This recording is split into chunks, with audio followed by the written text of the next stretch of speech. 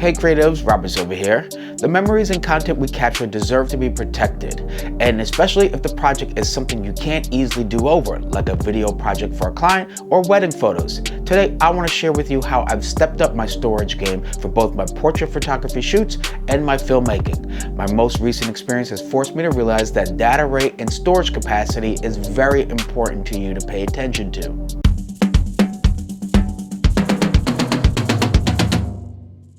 Just to be clear, I've been a part of the PNY Technology Elite team, their photo ambassador program, for years now. I'm not here to say that my past cards are failing on me and I need to replace them. No, they all work perfectly fine. But with the recent purchase of the LUMIX S1H, I realized how my older SD cards no longer provide the reliable, fast memory solution they once have. Since the S1H can record 6K video at 30 frames a second and 4K footage at 422 10-bit of color at 60 frames a second and optionally ProRes RAW, I realize I'm now in a whole nother league of data speed. Depending on the project, I need to be able to faithfully record footage of speeds up to 400 megabytes a second when recording uncompressed video.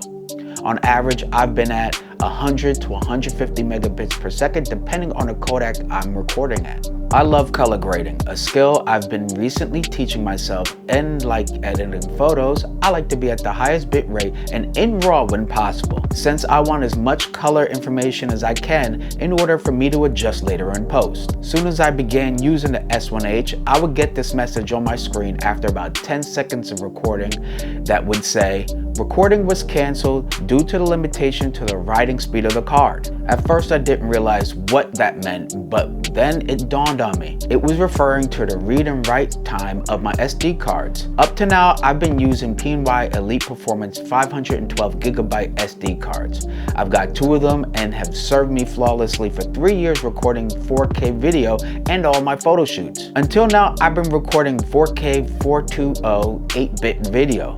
So now trying to record at 422 uncompressed 4K 10 bits of color meant my memory needs to be able to read and write at 400 megabytes of data per second. By the way, the message would come on any setting I would set it to, whether it was 200 megabits a second or more. Now, of course, I'm not regularly recording at such bit rates all the time. I don't do it for my YouTube videos, but I got the S1H just in case the client or my personal project demanded me to be able to do so, I can. Since I've upgraded my video camera, I now need to upgrade the quality and speed of my memory devices as well. I contacted PNY and they sent me over some updated storage solutions to handle my filmmaking and the ever-increasing file size of my digital photos that I'm taking. Combined with the fact that last week I bought the Atomos Ninja 5, I am now more than ready to handle the ever-increasing demands of my upcoming projects. I use the 960 gigabyte PNY solid state drive that has a read and write speed above 500 megabits a second, which now means I can capture my video in ProRes RAW. Just a FYI, the people who are going to care the most about being able to capture high bit rates and capture video in ProRes RAW, like shooting RAW for photos, are going to be you. Your client ultimately cares about the results. Recording at high bit rates just helps you to give you a lot more latitude in post-production when you are color grading or correcting your footage.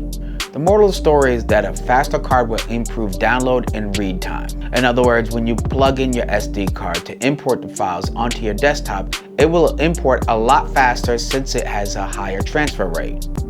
With a slower card, you will fall asleep by the time your imports get finished. Now, okay, that might be an exaggeration, but you get the idea. Additionally, with a faster card, your camera will have less buffer or lag time. Since you are shooting photos at rapid fire or trying to quickly stop a clip to start the next, a faster SD card will help you out tremendously.